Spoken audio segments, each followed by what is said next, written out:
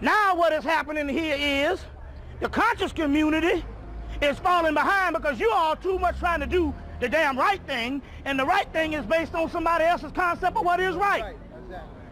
You see what I'm saying? Or what is right. So you gotta go beyond that. You gotta unlock the doggone mind. You see what I'm saying? What is righteousness? You see, now the ancient person, when they talk about righteousness, you say, well, I see it in the scriptures. They didn't mean righteousness based on your behavior. They meant what was right. You pick a fruit off a tree when it's ready and it's right. So they were talking about the alchemical functions inside of the body and the mind. Then they was talking about how you behave. You got plenty of dead people behave good, model. You see what I'm saying? It don't mean shit. You see what I'm saying? Bad things happen to good people every damn day. And good things happen to bad people all the time. Dude, you got the shit, case in point, the white man. He ain't never failed to pull up to the plate for deceit, but his children live better than you every day. And ain't nothing in sight coming to unseat them until you understand it ain't about what's righteous down here. Because you're looking at this based on a modern concept, based on the ancient concept. Give me an example. When we first got back up into Hemmitt, the first thing we did was we say, well, we need to find a Jesus. Oh, that's Osiris, Horus. And we need to find the devil, which is Set. Because here it is, we're taking modern concepts. We're taking modern concepts and putting them into ancient concepts. And that's backwards. Now, so we said Set was the devil. Well, why is it anytime you see a pharaoh in Hemmitt, he's standing between Horus and Set? You see what I'm saying? We're talking about polarities of energies, battling for supremacy. Everything down here is based on polarities of energies, and it really don't matter what you do down here. There is no one way to do nothing. Everything might be relevant. You understand what I'm saying? Now, let me give you an example about warfare. We know there's physical warfare, and we know there's spiritual warfare. But let's look at Geronimo. He was in a physical war kicking crackers' ass, but he had a spiritual blue rock. And they worked hand in hand. And they could not defeat him. He had to give himself up. All right, so here we're talking about is here. All we're talking about here is balancing this shit out. If you into revolutionary on the physical thing, incorporate your spiritual aspect.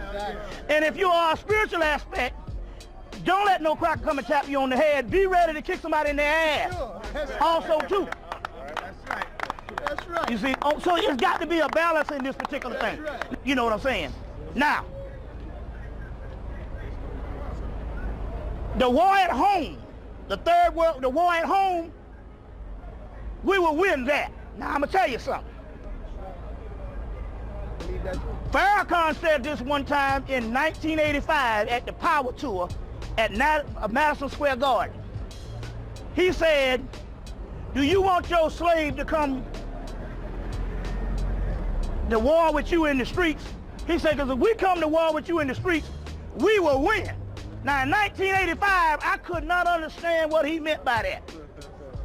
Now, the guy Carol Quigley, America's Secret Establishment, whatever, said that the only hope that can defeat the Illuminati is the urban black person.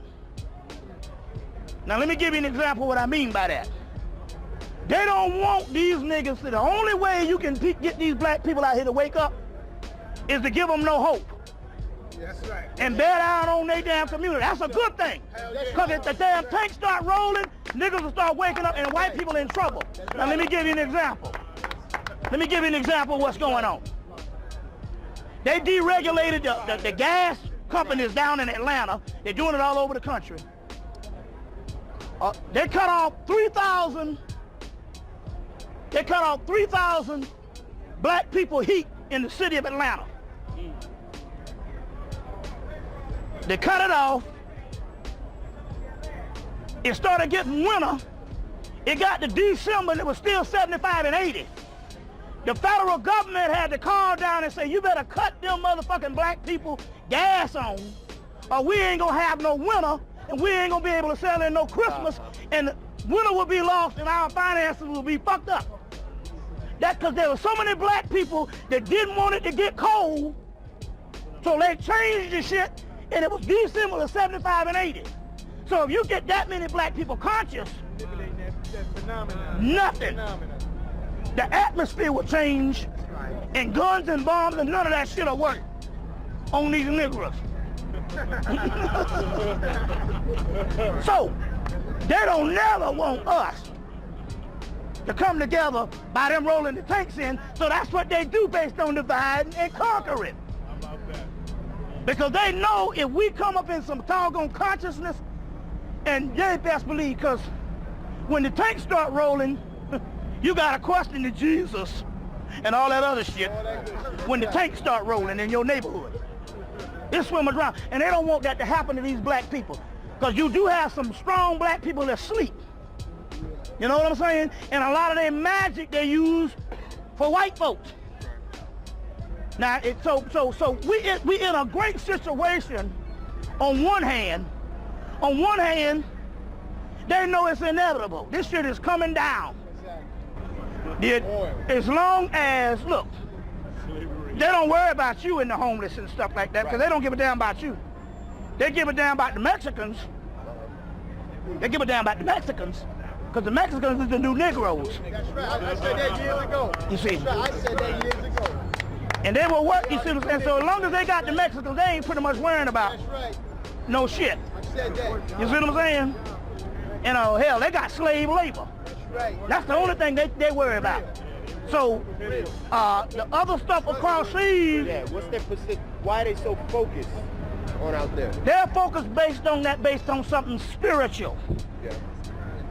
Based on spiritual. I know, but kind of break it down. It has nothing to do with no oil. It has nothing to do with no Saddam Hussein, because he worked for them. And he's still working for him. Okay. He is someplace in some resort somewhere chilling. When they wanted to catch him, they called him up and told him to get in the hole. Remember, man, all this shit is worldwide wrestling. It's fake. Worldwide wrestling. That's right. That's right. You see? Now, it's fake. That's right. It's fake. It's worldwide wrestling. Bloodline. What about these devils dealing with what about these European devils that's dealing with extraterrestrial information and knowledge? It doesn't matter. They have all this information because they were supposed to be in so many words, we were sleep. There's somebody on the planet. They are good people to gather up shit and dissect stuff. They were actually working for us. They have had this particular information for the last 150 years and have not hit a lick out of damn snake to make one convert to the spirit realm. Let me give you an example of how I know that they are scared and they're running scared.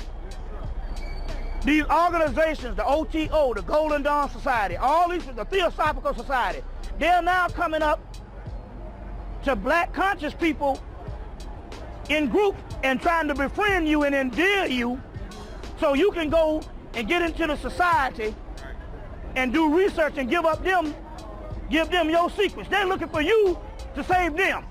Because since 1990, they handed all this stuff over to the white children. They can't do it, and now they're coming for black people. So now you're going to get more and more secret societies coming up to you saying, hey, look, we will pay you for research. And they're trying to pick your brains of what's coming up out of you spiritually. What about the mindset of the African man that comes here and look down at us as a piece of shit? That's right. That's right. Okay, let me, now, okay. That's true. All right, now, okay. When you look at the Africans, never look at this shit based on genetics. We all the same people. When you're looking at the African, you got to look at him to find out whether he's French, whether he's British, whether he's Arabic, because it's not the African per se, it's his mindset. Those are not African, those are the French. Those are the British. Those are the Dutch. You see what I'm saying? You got to understand that. You see what I'm saying? So you got to understand the concept here. Nibiru, Nibiru just means Neb Heru. That's the original thing.